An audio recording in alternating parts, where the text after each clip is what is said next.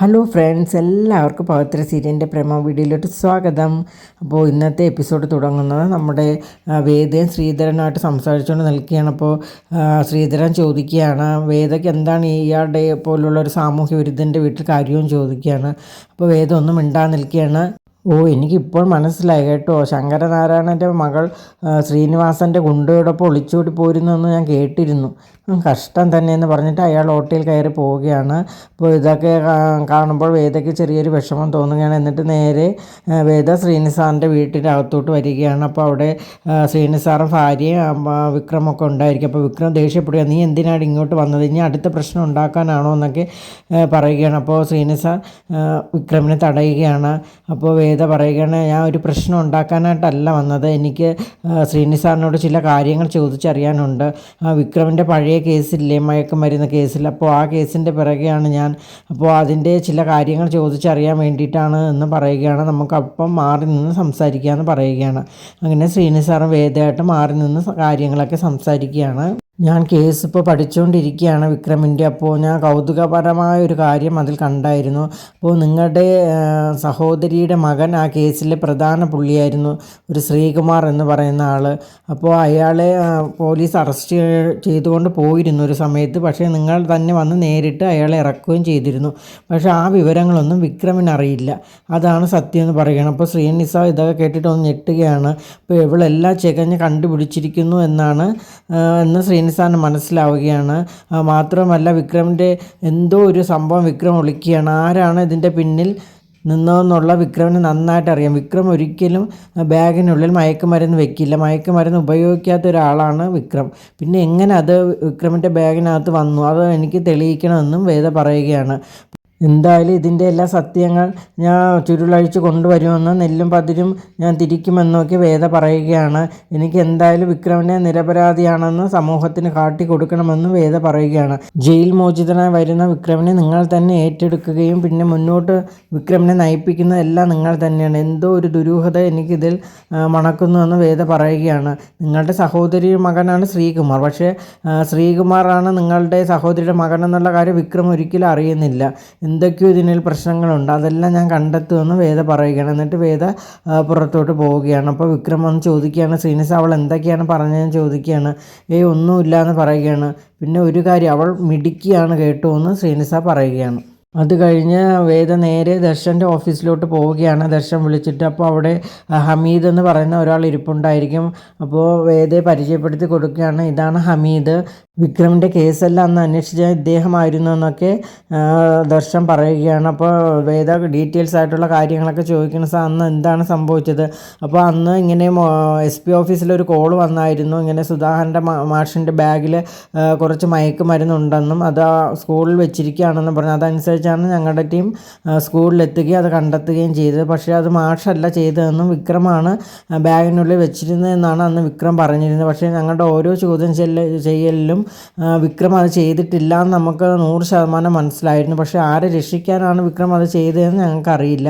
എന്തായാലും മാഷ് അങ്ങനെ ഒരു കാര്യം ചെയ്യില്ല എന്ന് നമുക്ക് ഉറപ്പായിരുന്നു. അപ്പോൾ ഇതിൻ്റെ പിന്നിൽ ആരോ ഉണ്ടെന്ന് നമുക്കും അറിയാമായിരുന്നു. പിന്നെ വിക്രം തന്നെ സ്വയം കുറ്റം ഏറ്റെടുക്കുന്നതുകൊണ്ട് നമുക്ക് വേറെ രീതിയിലും പോകാനായിട്ടും പറ്റിയില്ലെന്ന് സാറ് പറയുകയാണ്.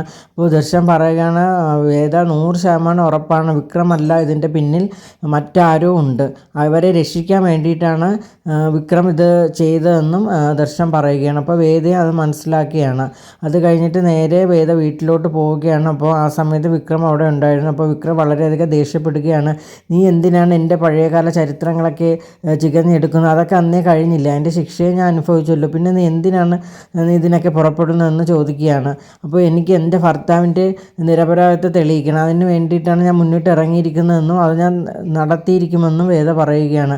എങ്കിൽ നീ ചെന്ന് നടത്തൂ, നീ ഒരിക്കലും ഒരു സത്യം അറിയാൻ പോകുന്നില്ല, എൻ്റെ വായിൽ നിന്ന് നീ ഒന്നും കേൾക്കില്ലെന്നും വിക്രം പറയുകയാണ്. ശരി, അങ്ങനെ ആയിക്കോട്ടെ, വിക്രം എന്തിനാണ് ചെയ്യാത്ത കുറ്റത്തിന് ഈ ശിക്ഷയെല്ലാം ഏറ്റുവാങ്ങി ഇങ്ങനെ നടക്കുന്നത്, അച്ഛൻ്റെ മുമ്പിലായാലും നാട്ടുകാരുടെ മുമ്പിലെല്ലാം വിക്രം തെറ്റുകാരനല്ലേ, ആ തെറ്റ് തിരുത്തിക്കൂടെ എന്ന് വേദ ചോദിക്കുകയാണ്. എനിക്ക് തിരുത്തേണ്ട ആവശ്യമില്ല, എന്തായാലും ഞാൻ അതിനുള്ള ശിക്ഷയെല്ലാം അനുഭവിച്ചു കഴിഞ്ഞു, നീ നിൻ്റെ പാട് നോക്കി പോകാനായിട്ട് വേദയോട് വിക്രം പറയുകയാണ്. എന്നിട്ട് നേരെ വിക്രം റൂമിലോട്ട് വരികയാണ്. അപ്പോൾ ഒരു ഫോൺ കോൾ വരികയാണ്.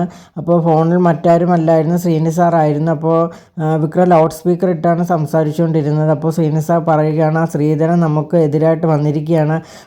കുറേ വർഷങ്ങൾക്ക് മുമ്പുള്ള ചില കേസുകെട്ടുകളൊക്കെ അയാൾ കുത്തിപ്പൊക്കി എടുക്കുകയാണ്. അപ്പോൾ അതിൻ്റെ വിവരങ്ങളൊക്കെ എനിക്ക് കിട്ടിയിട്ടുണ്ടെന്ന് പറയുകയാണ്. അപ്പോൾ ഞാൻ ഇനി എന്താണ് വിക്രം ചെയ്യേണ്ടത്, എനിക്ക് ഇലക്ഷന് നിൽക്കേണ്ടതല്ലേ എന്നൊക്കെ ശ്രീനി സാർ ചോദിക്കുകയാണ്. അപ്പോൾ സാർ സമാധാനപ്പെടും, നമുക്കൊരു കാര്യം ചെയ്യാം, അയാൾ ഇന്ന് രാത്രി എന്നെ 2 ദിവസം നമ്മളെ കൂടെ നിൽക്കട്ടെ, എന്നിട്ട് ബാക്കി കാര്യങ്ങൾ പിന്നീട് ആലോചിക്കാമെന്ന് പറയുകയാണ്.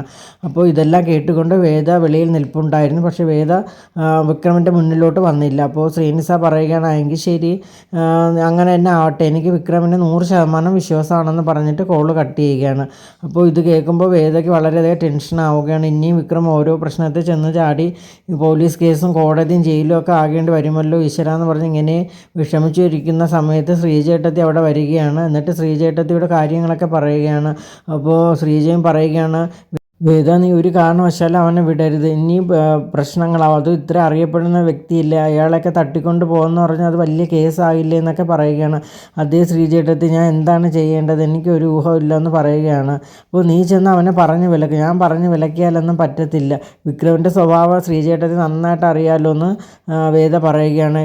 എനിക്കൊരു സൂത്രപ്പണി തോന്നുന്നുണ്ടെന്ന് വേദ പറയുകയാണ്. നമുക്ക് ഇങ്ങനെ ചെയ്യാമെന്ന് പറഞ്ഞ് ഇങ്ങനെ സംസാരിച്ചുകൊണ്ടിരിക്കുമ്പോൾ അവിടേക്ക് നന്ദിനി വരികയാണ്. അപ്പോൾ നന്ദിനി ചോദിക്കണം, ആരെയാണ് സൂത്രപ്പണി നടത്തി കീഴ്പ്പെടുത്താൻ പോകുന്നത്? അത് മറ്റാരല്ല, നന്ദിനിയേട്ടത്തി തന്നെ. നന്ദിനിയേട്ടത്തിക്ക് ഞങ്ങളോട് ശത്രുതയില്ല, അതുകൊണ്ട് നന്ദിനിയേട്ടത്തി കൊല്ലാമെന്ന് വിചാരിച്ചു. അപ്പോൾ പറമ്പിൽ ഒതളങ്ങ നിൽക്കുന്നുണ്ടല്ലോ, അത് ഇടിച്ചു പിഴിഞ്ഞ് നന്ദിനിയേട്ടത്തിക്ക് ചായയിലോ കോഫിയിലോ ഒക്കെ ചേർത്ത് തരാമെന്നാണ് വിചാരിക്കുന്നത്.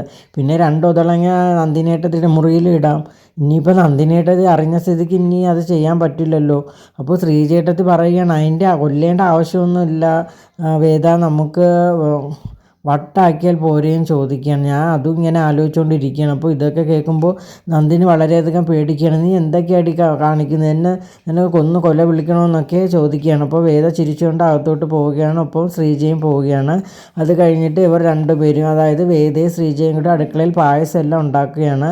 എന്നിട്ട് ആ പായസത്തിൽ കുറച്ച് ഉറക്ക ഗുളികയൊക്കെ ചേർത്ത് വിക്രമിന് കൊടുക്കുക എന്നുള്ള രീതിയിൽ നിൽക്കുകയാണ്. അതായത് വിക്രം രാത്രി ഉറങ്ങിക്കഴിഞ്ഞാൽ ആ ക്രൂരകൃത്യം ചെയ്യാനായിട്ട് വിക്രം പോവില്ലല്ലോ, ഇവിടെ തന്നെ കാണുമല്ലോ, പിന്നെ ബാക്കിയുള്ള കാര്യങ്ങളൊക്കെ പിന്നെ നോക്കാമെന്ന് വേദ പറയുകയാണ്. അങ്ങനെ വിക്രമിനുള്ള പായസം എല്ലാം എടുത്തു വെച്ചിട്ട് അതിലെ ഉറക്ക ഗുളികയൊക്കെ ചേർക്കുകയാണ്.